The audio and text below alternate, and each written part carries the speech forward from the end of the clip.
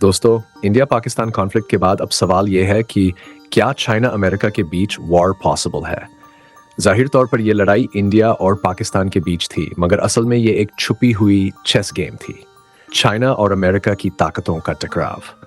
America चाहता था कि चाइना को रोका जाए और साथ ही अपने वेपन्स का ग्लोबल डिस्प्ले भी किया जाए। इंडिया पैक कॉन्फ्लिक्ट जैसे ही एस्केलेट हुआ, अचानक सीज फायर हो गया। इससे साफ हो गया कि यह पूरा एपिसोड अमेरिका की प्लानिंग थी।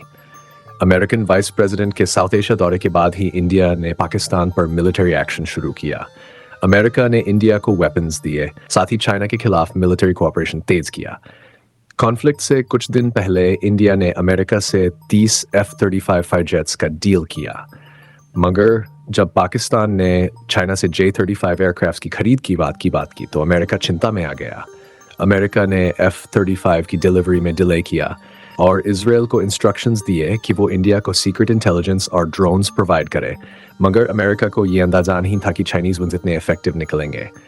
इंडिया का मोस्ट एडवांस्ड फाइटर भी जेन सी के सामने नाकाम रहा। इजरायली ड्रोन्स चाइनीज लेजर से गिरा दिए गए। इंडिया का रशियन S-400 मिसाइल सिस्टम भी चाइनीज हाइपरसोनिक मिसाइल से तबाह हुआ। इससे वेस्टर्न वेपन्स की कमजोरी सामने। अमेरिका ऑफिशियली तो पीस का सपोर्टर दिखता, मगर असल में वो चाइनीज सिस्टम्स की कैपेबिलिटी टेस्ट करना चाहता था।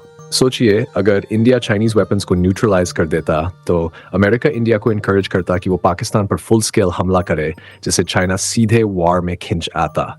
मगर अमेरिका अंडर एस्टिमेट कर बैठा। चाइनीज टेक असाधारण निकली। सब जानते हैं J-10C चाइना का बेस लेवल जेट है, जबकि J-20, J-35Y और J-36 से मॉडर्न जेट्स अभी डिप्लॉय नहीं किए गए।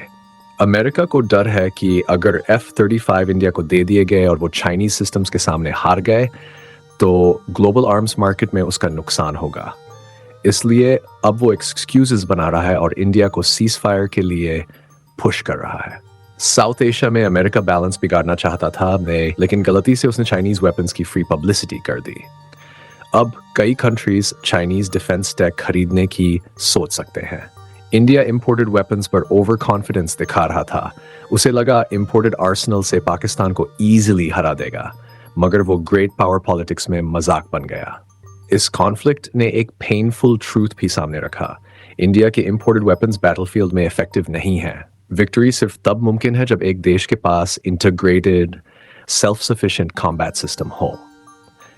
ये कॉन्फ्लिक्ट भले ही टेम्पररी खत्म हो गया हो, मगर चाइनीज वेपन्स की परफॉर्मेंस सिर्फ एक्सटर्नल डिटरेंस नहीं थी। ये चाइनीज डिफेंस इंडस्ट्री की मैच्योरिटी का भी ऐलान था।